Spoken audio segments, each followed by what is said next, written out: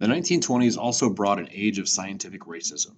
This racism was supported by two main concepts, eugenics and social Darwinism. Francis Galton had introduced the idea of eugenics back in 1883. His theory described the use of selective breeding to improve the human race.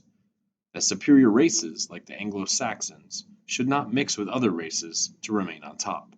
Eugenics was united with Herbert Spencer's survival of the fittest to form social Darwinism, the theory that the strongest races and social classes will survive. The Ku Klux Klan during the 1920s enjoyed a rebirth. This terrorist organization from the South was dedicated to persecuting minorities in American society.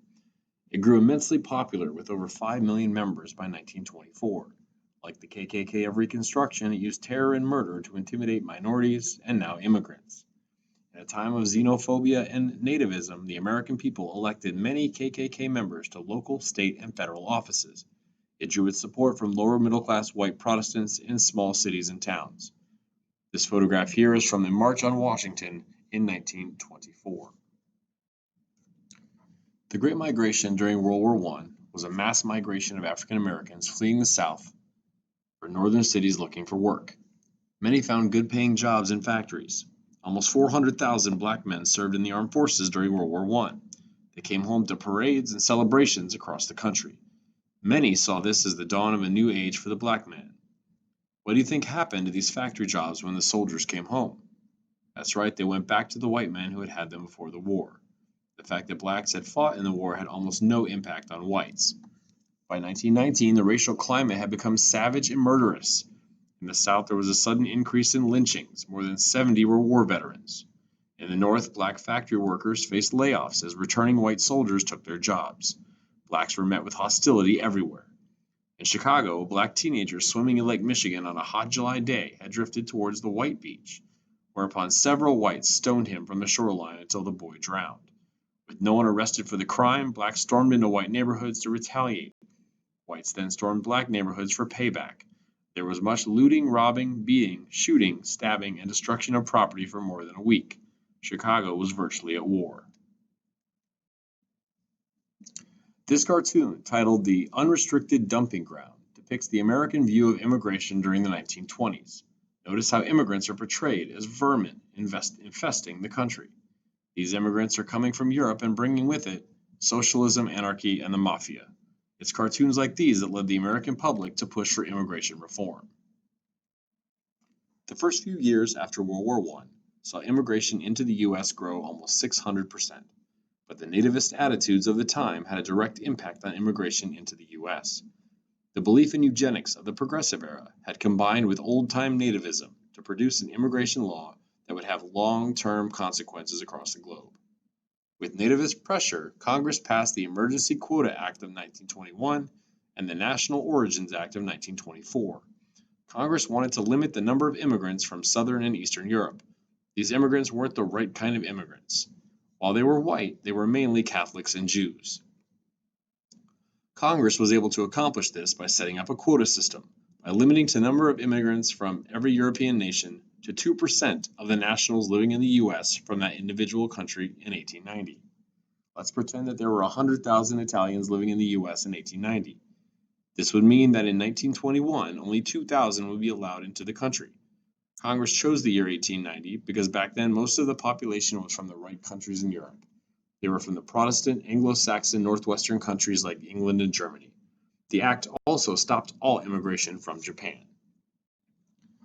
Another conflict brewing in the 1920s was that between Americans in rural and urban areas. Remember that rural means the countryside or farms.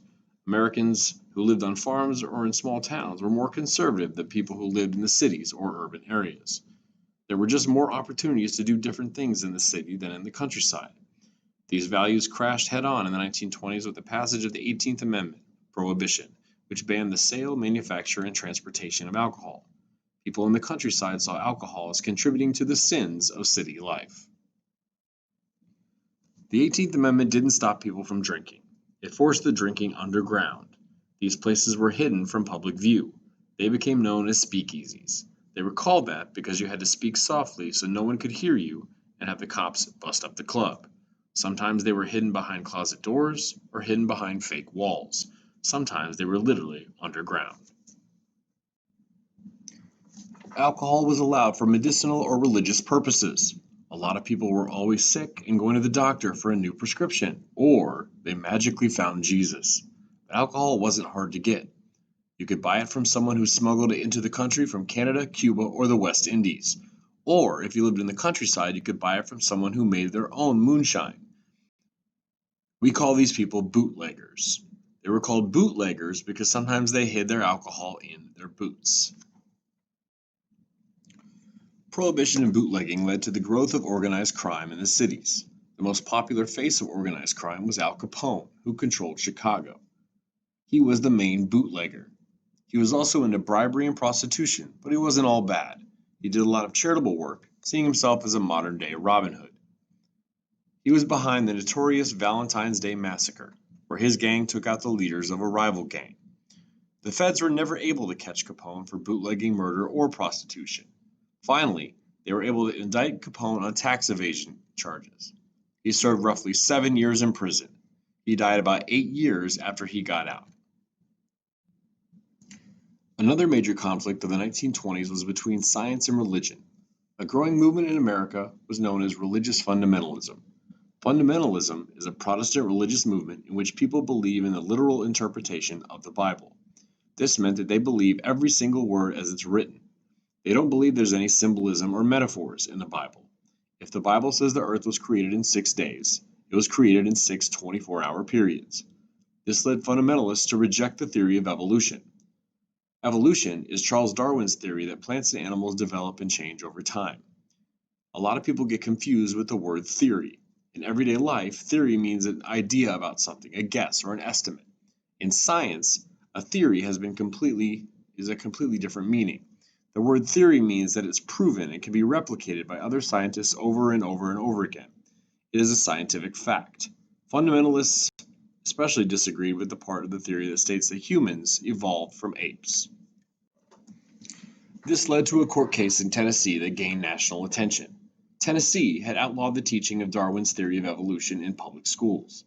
John T. Scopes was a science teacher who taught it in his class anyway. He was arrested and put on trial. The special prosecutor for the trial was William Jennings Bryan. Bryan was a devout fundamentalist. The lawyer for the defense was Clarence Darrow, who was the most popular defense attorney in the country. Both sides presented their arguments as the entire country followed the proceedings. Everything was going according to plan until Darrow called Bryan to serve as an expert witness on religion. This is something that never happens. The defense never calls on the prosecutor to serve as a witness. Bryan had a huge ego and considered himself an expert, so he agreed. Darrow drilled Bryan with question after question about different passages in the Bible and what their meanings were. Bryan never faltered. He was a fundamentalist and stuck to his belief on whichever passage he said was exactly what it meant. Darrow finally got Bryan to blink when he asked him if he believed the earth was created in 6 days. Bryan answered, not in 6 days of 24 hours. The nation was astonished. One of the leading fundamentalists in the country had just admitted that the Bible might be interpreted in different ways. In spite of this victory, Scopes was still found guilty. He had broken a state law. That was never in question. What was really on trial here was the public's opinion on whether or not evolution should be taught in public schools. While Darrow may have lost the trial, he won the larger battle. One by one, states began to teach Darwin's theory of evolution in science classes. This doesn't mean that the issue has been resolved. Today, some school districts around the country are starting to teach religious theory known as creationism, either in place of evolution or alongside it. One of the consequences of World War I was that women experienced new freedoms that had been reserved for men. They held jobs that were only for men.